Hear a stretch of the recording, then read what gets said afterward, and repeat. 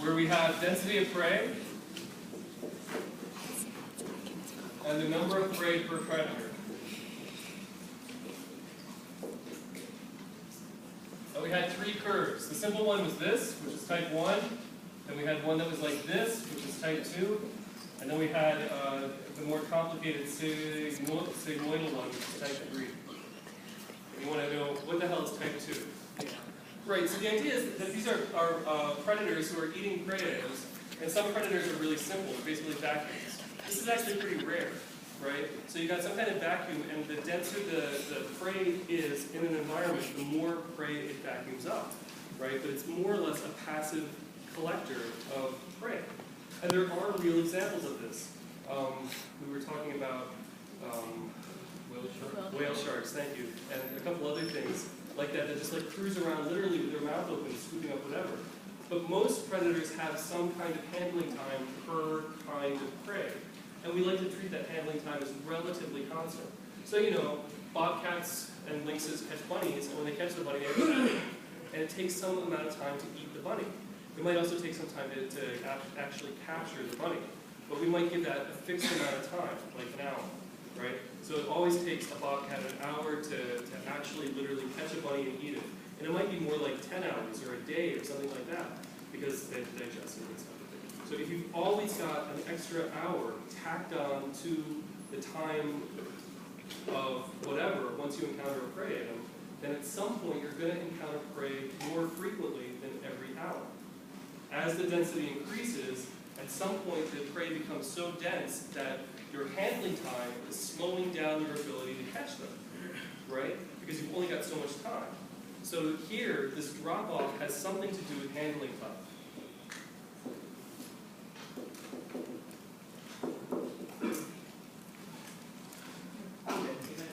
It's also the same for type 3 and the lava.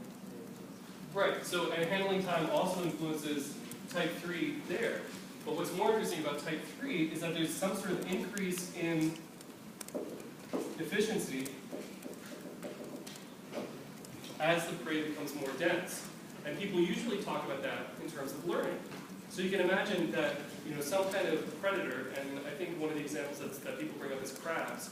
You know, crabs, and they're not eating much, they're eating these like little amphipods and crab that are in the sand, but they get better at handling them the more dense they are, because they learn. They learn how to catch them, they learn how to handle them. But then at some point, they have the same handling time issues that other organisms do. So it increases as whatever our predator is becomes more proficient, and then it decreases when the handling time cuts into the density. And what you should do is take a very loose view of predator here. Because predator could be cow, and prey could be grass, or something like that. You know, this is for anything that's feeding on anything else. You learn how to extract whatever nutrients you need from the food. I was going to tell a story about bats, but I'm not going to. Red top. I don't know your name at all. Did you say 53? Avery. I was like, oh my god, this is worse than I thought.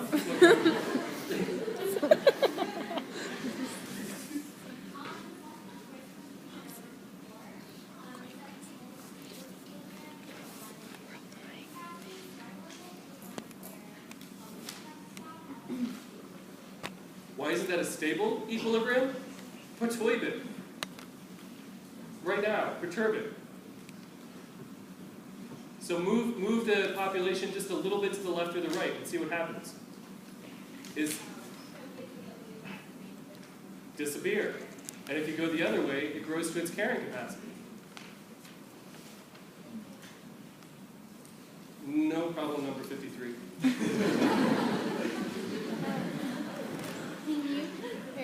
So the functional responses are different from the survivorship curves that we talked about for dinosaurs? Because we have yes. like more. Yes, they're totally different. So this is one of the problems with graphs, is there are only like 5 ways you can draw a line on 2 space, right? And so sooner or later, all the graphs look similar.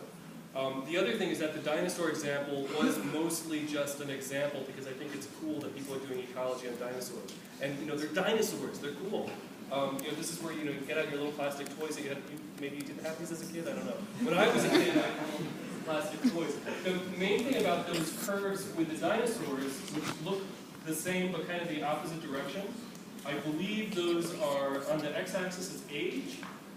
On the x-axis, percent of lifespan. Right, so lifespan, that's basically age. And on the y-axis it's survivorship? Yeah. Right. So if you look at something that's really dumb, and crocodiles actually aren't that dumb, but if you look at something that's relatively dumb like a crocodile, say, or like a mosquito, right? Mosquitoes, tons of them die right away, and then at some point this levels off until they reach their maximum age, right? Mosquitoes make tons and tons of eggs. A lot of the eggs get eaten. A lot of the offspring die right away, and very few of them actually pupate and become adult mosquitoes, which are a kind of fly. And a lot of those guys die too, and you get just a few dying of old age. If you look at something, so this is something that has virtually no parental care, which we might call our selected, if we wanted to. In contrast, if you look at people, until the 1880s, the curve for people, it had kind of a big drop right at first because of child mortality, but then it sat more or less constantly until there was kind of a rapid die-off between, say, 50 and 70. Right? So, but this was fairly stable, and this is for something with lots of parental care.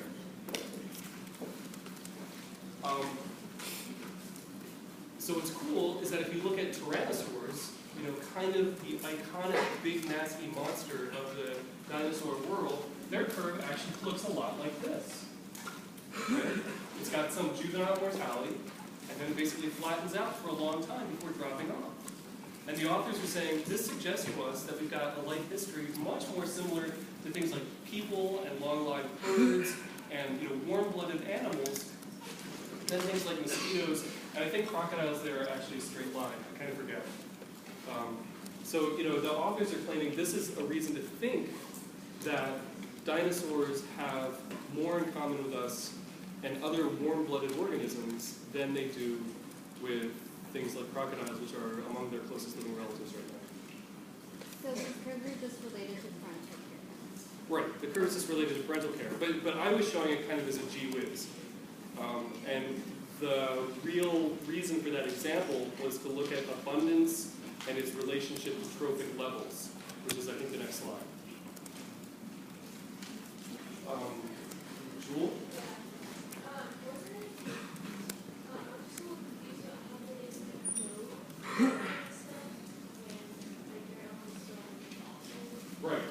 Right.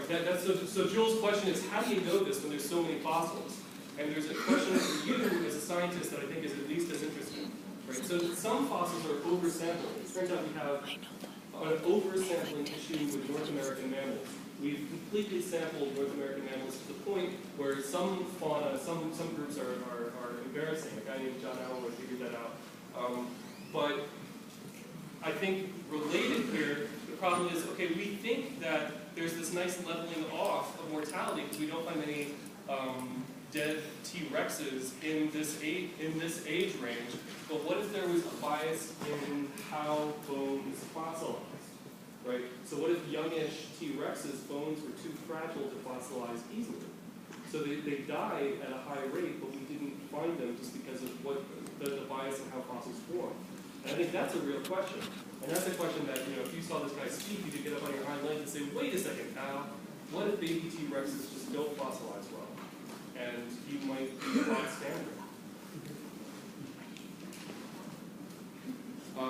What's next? Lunch, dinner, gym?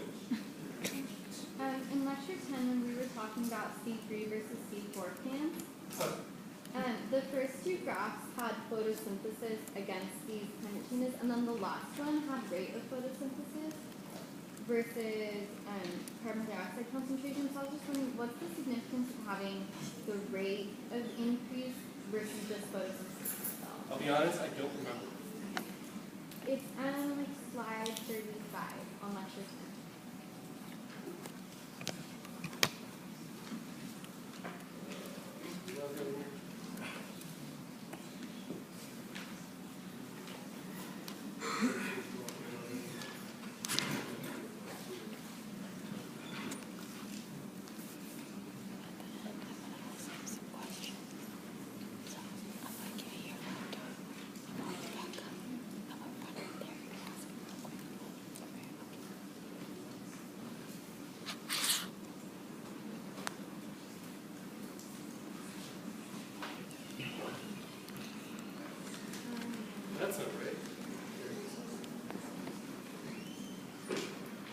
this one?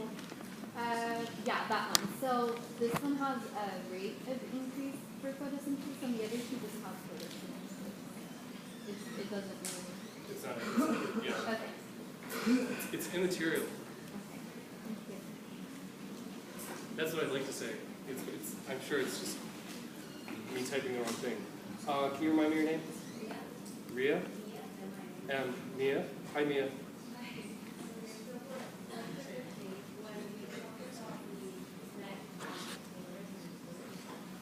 Lecture 15? Okay.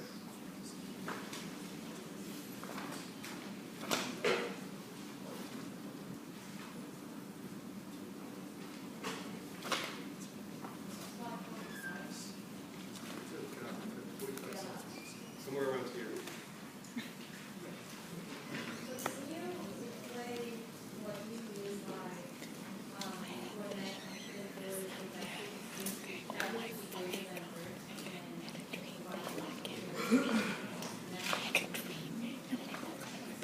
This one? So what's the, oh, you know what, I should probably drop the screens. What's the ingredient here?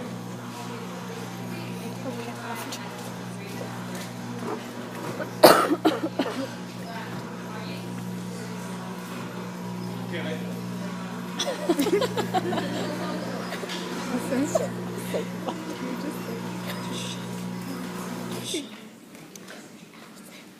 roles can reverse. Oh, what I mean is that different populations can be an importer or an exporter from different times.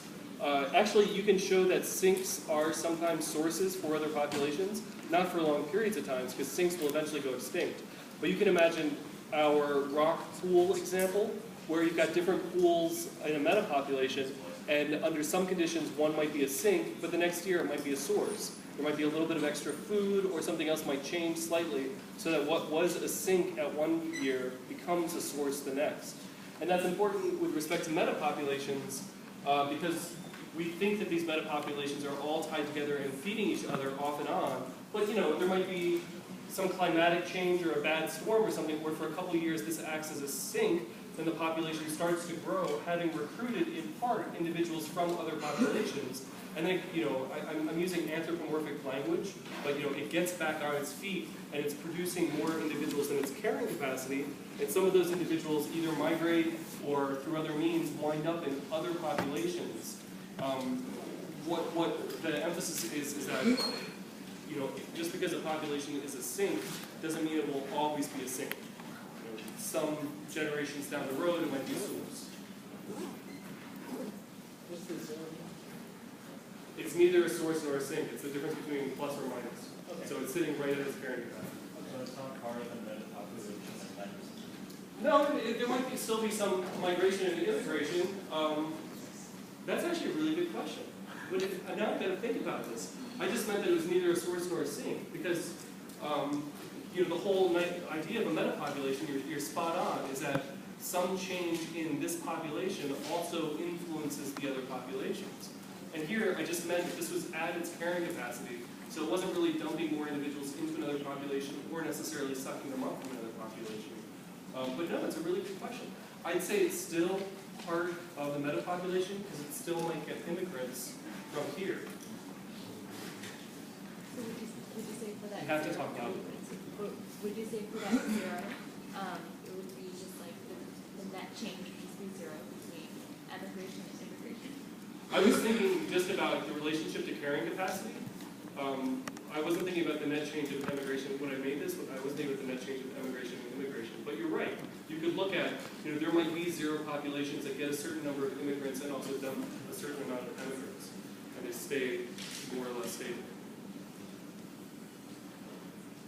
Can people in the back third of the room hear at all?